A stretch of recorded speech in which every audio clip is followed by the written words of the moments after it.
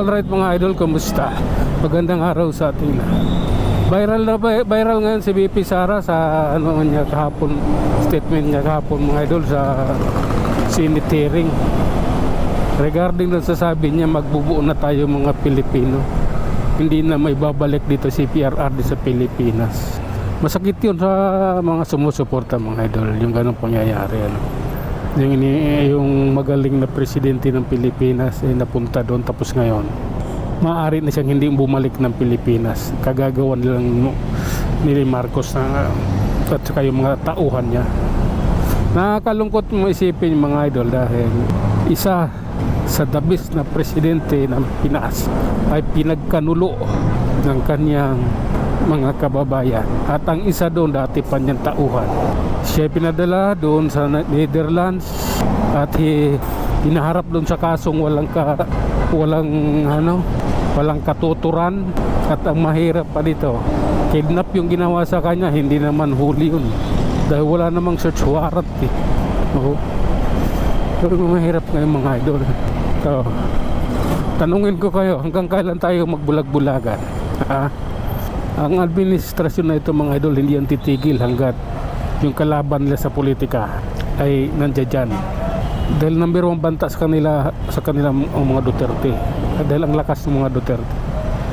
Gusto nilang manatili sa pwesto, kaya kailangan nilang trabahuin na mawala yung mga pamilyang Duterte. Yan yung katotohanan ngayon mga idol. Kayo ba payag kayo sa ganyang pinagagawa? Dapat na tayo magkaisa.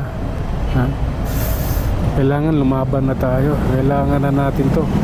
Wala pa kasing kung may manawagan lang, lalabas at lalabas yan. Wala kasing nananawagan Dati kasi si Cardinal Sin yung nananawagan ng People's Power Kaya nangyari yung EDSA na yan, at saka yung pangalawa, dahil yun kay Cardinal Sin. Ngayon dapat sana mayroon din manawagan ng ganyan. Dahil ngayon gusto ng administrasyon ito sakalin lahat gusto nila manahimik lahat. Kahit masama yung ginagawa nila, gusto nila maganda yung babalita mo. Gusto nila maganda yung balita, lahat pabor sa kanila. Yan yung hindi maganda ngayon. Kaya dapat tama na. Dapat may hangganan din, diba? Hanggang kailan pa tayo mananahimik? Gising na bansang Pilipinas. Ginagago tayo ng nasa gobyerno. Mayor man, konsehal, congressman, gobernador, ginagago tayo. Kaya gumising na tayo kay kababayan. Kailangan na natin to. Kailangan na natin magkaisa. Ang sa ganun, mag-iba naman yung namumuno sa ating bansa. Walang project, puro lang picture, diba? Tapos ubos yung pera ng kaban ng bayan, ang dami ng utang. Dahil mo yan, hindi kailangan na ayusin ang bansang ito. Mayaman yung ating bansa kung hindi magnanakaw yung mga nakaupo. Yung mayaman, yung mga nakaupo lang sa gobyerno.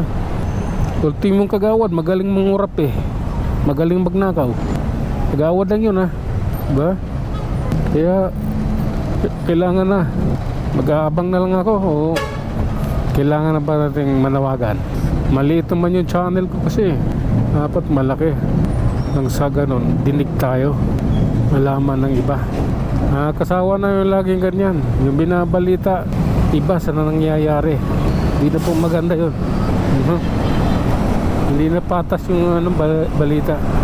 Channel 5, Channel 7, ABS-CBN, diba?